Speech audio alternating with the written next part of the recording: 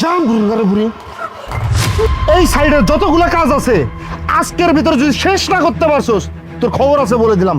যত সব বুড়ি ঘরের বুড়িরা।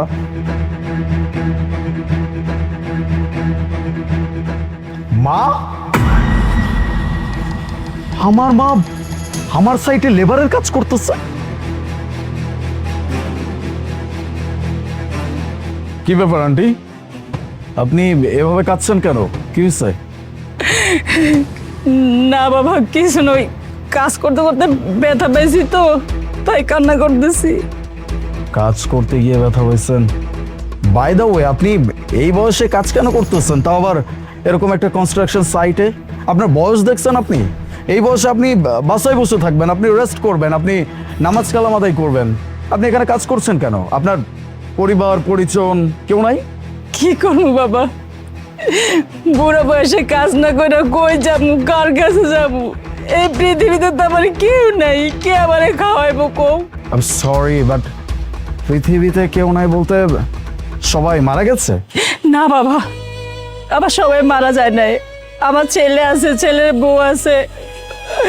আমার ছেলে, আমি, আমার ছেলের বউ আমরা ভালো সুখে শান্তিতে ছিলাম। আমার ছেলে কি করে জানো বাবা?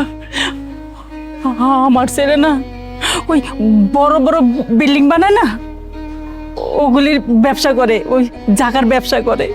ইউ মিন টু সে, মানে আপনি বলতে চাচ্ছেন রিয়েল এস্টেটের বিজনেস? হ বাবা, ওই ব্যবসা করে।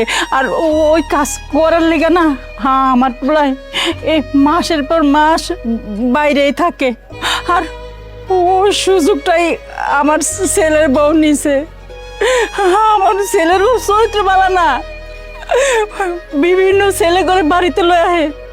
আমি কইলে না বাবা, আমারে মারধর করে, ঠিক মতো খাইতে দেয় না। পরে কি এসে জানো বাবা, আমি যখন কইছি যে এবার আমার পোলাইলে আমি সব কিছু আমার পোলার কাছে কয়ে দিব, এর লেগে আমার মারধর করে আমার বাড়িতে বাইক করে দিয়েছে। আমি কই যাব বাবা, কার কাছে যাব? এই পৃথিবীতে তো আমার ছেলে ছাড়া আমার আর কেউ নাই। তাই তো এই সাইডে কাম করি। তাহলে তো আপনার সাথে যা হয়েছে সেটা খুব খারাপ হয়েছে। বাই দ্য ওয়ে, আপনি মানে আপনার জীবনে আপনি এত কিছু সহ্য করছেন, আপনি এগুলো আপনার ছেলেকে বলতে পারেন নাই? না বাবা, আমি আমার ছেলেরে কইতে পারি না। কি লিখে জানো, আমার একটা মাত্র ছেলে, আর আমার ছেলে বিভিন্ন কাজে বিভিন্ন জায়গায় যায়। দেখা যায় আমার বোর তো অনেক পোলাপানির লগর হাত আছে, কোন সময় কোন পোলারে দিয়ে ভাও করে আমার পোলারে মাইরা ফেলাইবো। এর লিগে আমি ছেলের কাছে, আমার বোন আমি কথা দিছি, আমি আমার ছেলেরে কিচ্ছু কমু না। আমার জান যদি যায় যাক, কিন্তু আমি আমার ছেলেরে বাঁচামু, আমার ছেলেরে বাঁচামু বাবা। তোমার ছেলে সবসময় ঠিকই থাকবে মা, কারণ তার সাথে তোমার দোয়া আছে। আলিম বাবা, তুই বাজান, তুই তুই কেমন আছিস বাবা? ভালো আছিস তো? না মা, তোমাকে এরকম অবস্থায় দেখার পরেও আমি কি ভালো থাকতে পারি মা?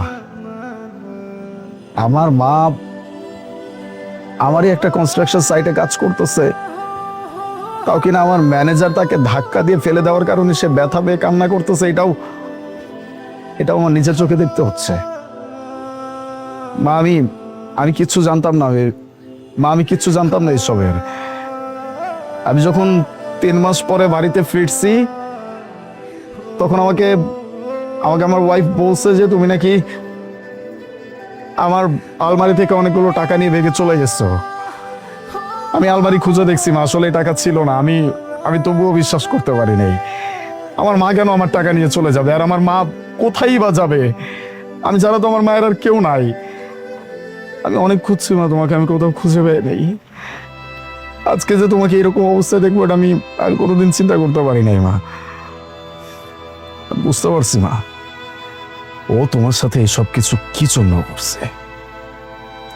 ও শাস্তি হবে মা, তুমি একদম চিন্তা করো না। তোমার ছেলে আছে না, সবকিছু ঠিক হয়ে যাবে। তুমি চলো আমার সাথে। না বাবা, আমি যাবো না বাড়িতে, আমি যাবো না। তোর বোন অনেক বড় বড় লোকে গল্লা হাত আছে, কোন সময় তোরা কি করে ফেলাইবো ওইটা মাও আমি সহ্য করবো না বাবা। আমি যে না আছি, কষ্ট করতেছি, যা করতেছি, আমি এনে ভালো আছি। তুই ভালো থাক বাবা, তুই ভালো থাক।